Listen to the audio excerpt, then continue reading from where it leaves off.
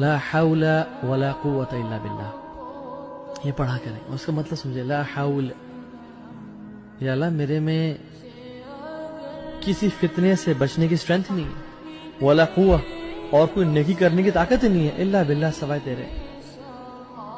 تو تو نے ہی مجھے ہدایت دینی ہے، تو نے ہی میرے لیے سے کام لینا ہے، تو نے ہی مجھے راہ راست پہ چلانا ہے.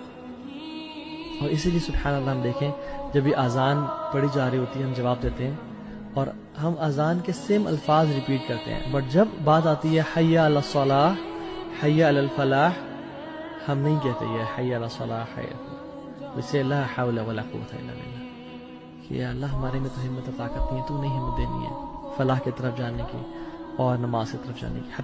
حتیٰ کہ ہم مسجد میں بھی بیٹھے ہوں تبھی ہم کہتے ہیں یا اللہ تو نے کھڑا کر کے تو نہیں توفیق دینی ہے نماز پڑھنے کی. ورنہ کتنے لوگ ہیں جو مسجد کے پاس رہتے ہیں اور ان کو توفیق نہیں ہوتی آج تک نماز پڑھنے کی.